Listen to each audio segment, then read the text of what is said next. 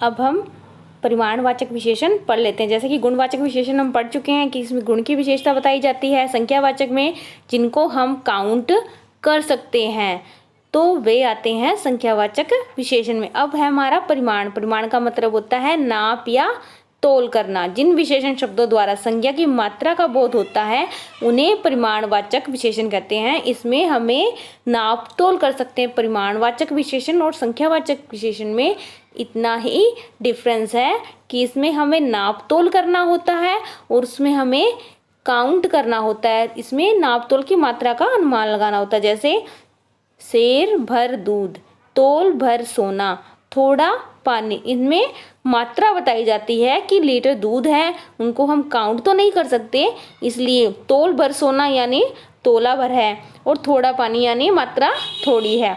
परिमाणवाचक विशेषण दो प्रकार के होते हैं, निश्चित परिमाणवाचक और अनिश्चित परिमाणवाचक। इसी प्रकार हमारे संख्यावाचक विशेषण में भी थे। परिमाण निश्चितता निश्चित संख्यावाचक थी और अनिश्चित संख्यावाचक थी। इसमें भी निश्चित परिमाणवाचक और अनिश्चित परिमाणवाचक है। सबसे पहले हम निश्चित परिमाणवाचक विशेषण के बारे में पढ़ लेते हैं।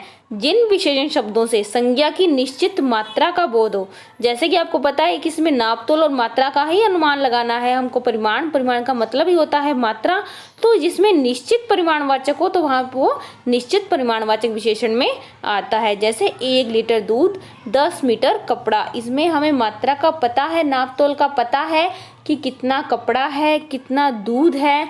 तो जहाँ पे हमें निश्चित हो, हमें सामने दिखाई दे रहा हो, वहाँ पे निश्चित परिमाणवाचक विशेषण ही होगा। दूसरा है अनिश्चित परिमाणवाचक विशेषण। अनिश्चित परिमाणवाचक विशेषण में संज्ञा की अनिश्चित मात्रा का बोध होता है। जैसे थोड़ा दूध, कुछ शहद, बहुत पानी। यहाँ पे मात्रा दिखाई जा रही है कि दूध थोड़ा है, कुछ शहद है और बहुत पानी है।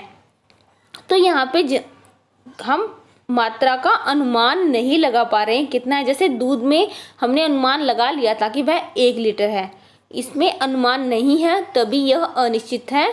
तो जहाँ पे हमें सिर्फ अनुमान ही लगाना हो, हमें निश्चित मात्रा नहीं दी गई हो, तो वहाँ पे अनिश्चित परिमाणवाचक विशेषण होता है। लास्ट है हमारा सार्वनामिक विशेषण। सर्वनाम आप जान चुके हैं कि सर्वनाम किसे कहते हैं, तो उसी से संबंधित ही हमारा सार्वनामिक विशेषण है। जो सर्वनाम शब्द संज्ञा के लिए विशेषण का काम करते हैं उन्हें सार्वनामिक विशेषण कहते हैं। जो संज्ञा के लिए विशेषण का काम करेंगे यानी संज्ञा तो उसमें आएगी ही आएगी, उसके आगे विशेषण यानी सर्वनाम भी लगेगा तो वह बन जाएगा सार्वनामिक विशेषण। जैसे यह, वह, जो, कौन, क्या, कोई, ऐसा, ऐसा, वैसा आदि। ये सभी सर्वनाम शब्द संज्ञा के पहले प्रयुक्त होकर, पहले लगकर विशेषण का कार्य करते हैं, इसलिए इन्हें सार्वनामिक विशेषण कहते हैं। जब ये सर्वनाम अकेले प्रयुक्त होते हैं तो सर्वनाम कहलाएंगे, लेकिन जब संज्ञा होने के साथ साथ सर्वनाम भी होंगे तो ये सार्वनामिक विशेषण कहलाएंगे। जैसे वह लड़का कामचोर है, तो यहाँ पे संज्ञा है लड़का, लेकिन लड़का के आगे वह भी लगा दिया। वह जो कि सर्वनाम की विशेषता है, जो कि सर्वनाम की पहचान होती है, तो वह और लड़का संज्ञा और सर्वनाम एक साथ आ गए तो वहां पे होंगे सार्वनामिक विशेषण। दूसरा, इस परीक्षार्थी ने नकल की है।